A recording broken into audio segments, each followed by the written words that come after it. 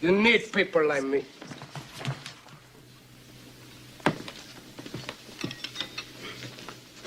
You need people like me so you can point your fingers and say, that's the bad guy.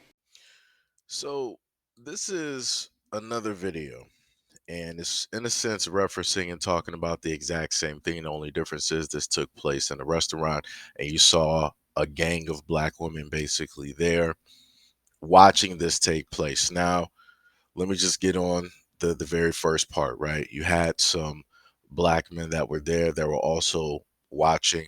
More than likely, they were with the group because one of the black men helped up one of the girls in the braids, making sure that the fight was even, yada, yada, yada, right? So, yeah, you did have some black men there, but it was not up to those black men, again, to stop that occurrence from taking place. That makes no sense. And I'm going to tell you why. Far too many times I've heard individuals basically state that, oh, protect black women, protect black women, protect black women, protect black women. We're the least protected, all this other type of stuff, right? But I've never heard black women say that we need to protect us from ourselves. I've never heard black women take that initiative to worry about that protection, right?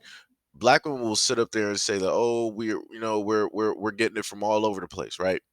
All over the place. But they're not looking at themselves. They're not looking at specifically what it is that black women are doing to other black women, that black women are allowing this to happen. You had who I assume is an older black woman in the family, either it was a mother or whatever it was. She was there. She was on the phone. She was talking to somebody, was like, hey, you need to come up here, yada, yada, yada, all this other type of stuff. And you heard her in the background coaching one of the girls, like, yo, keep your head up, keep your head up. Why you pulling the braids? Why you pulling the braids? Break it up, break it up. Da, da. She had them fight. They specifically came to that restaurant and they fought. And I'm gonna just let you know this: the black woman that was there, she outweighed a lot of people that was there. So if anybody needed to break up the fight, she was the ref. She was the ref. She has the power, and she is in the weight class to do so. And nobody there could, in a sense, challenge her weight wise. There were none of those girls that would be able to challenge her weight wise. Not at all. So if somebody had to break up that fight, it should have been her. If somebody had to break up that fight, it should have been the gang of black women that I sat up there and saw there that were just watching, having phones out just directly in the face of the people fighting. Yeah, yeah, yeah, yeah, yeah, yeah. Just putting the phone everywhere. And again, I keep hearing people say protect black women, protect black women, protect black women, protect black women. But who is protecting black women from themselves? Black men can't do that. You want to know why? Because black women don't want to listen to black men. You can have a black man out here who is leading hundreds, if not thousands, of people.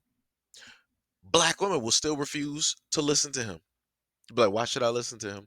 Who is he to me?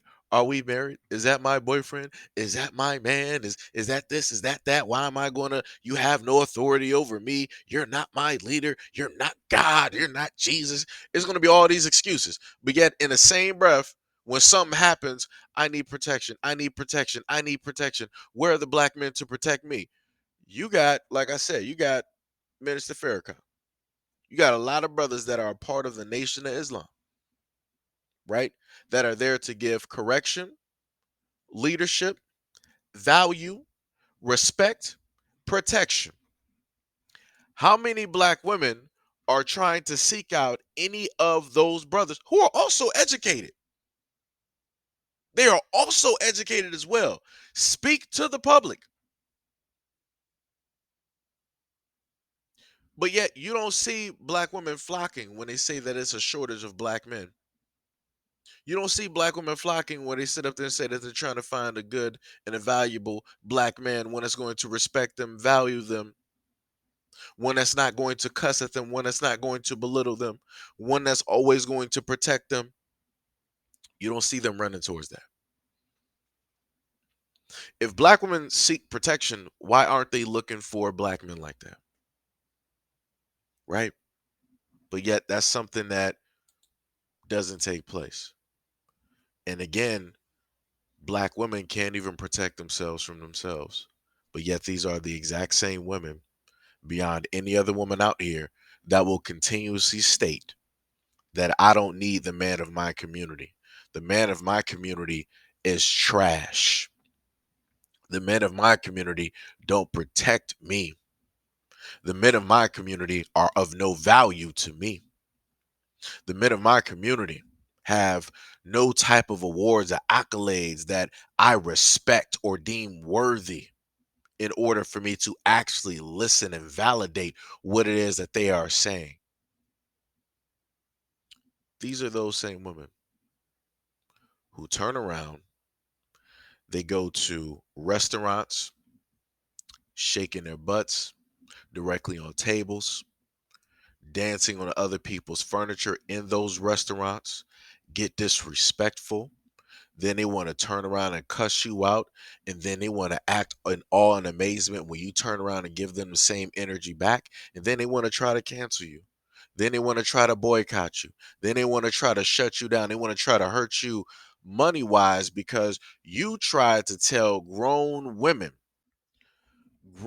black women, some of which more than likely have children that they are raising, how to act. Imagine that. Imagine that. Your own women acting so uncouth, so unresponsible that they decide once they get some type of critique or type of correction that they now want to leave bad reviews. They want to try to shut you down. They want to try to boycott you. They want to try to say a variety of things about you and your restaurant. Ain't that something? I can't list you another group of women on this planet that does this and treats their own men like this and then turns around and state that I need your protection. You better protect me. That's crazy. So again, to the black women out there, you keep deflecting. You don't like taking responsibility, accountability. You don't want to acknowledge the fact that your actions are leading you down this path and this road of pure chaos. Don't want to sit up there and do it. Again, who is to blame for this? Because it's not black men. It's not black men. You're not going to sit up here and say that, oh, well, if the father was in the house. Nah, because y'all the GMs, y'all the CEOs. This is your product. You're raising these daughters.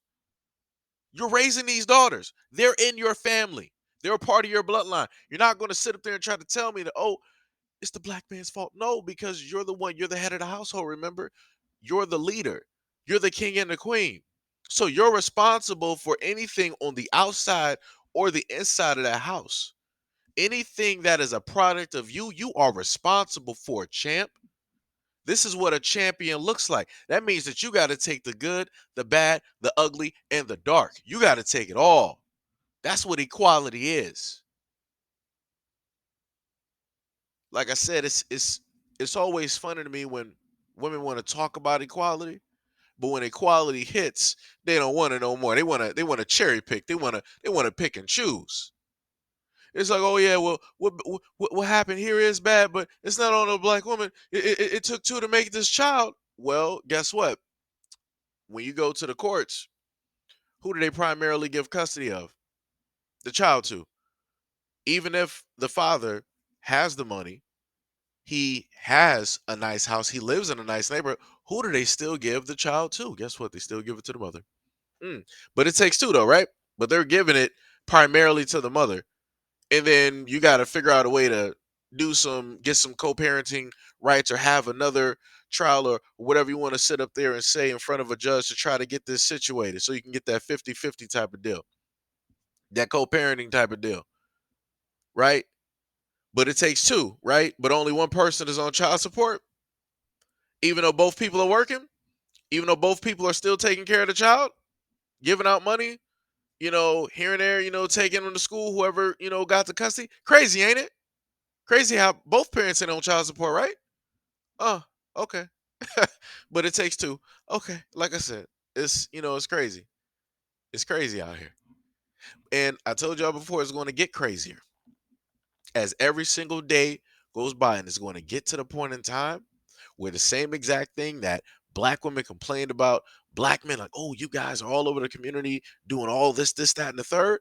You're going to start to see black women and these young black girls doing the exact same thing, following the bad behaviors, the bad pursuits of what the blueprint was left behind by those negative black men, right? By those negative young black boys, right? Running them up, tearing up the streets, all the other type of stuff. Now your daughters are going to be doing that, and you're going to be responsible for that. So get prepared.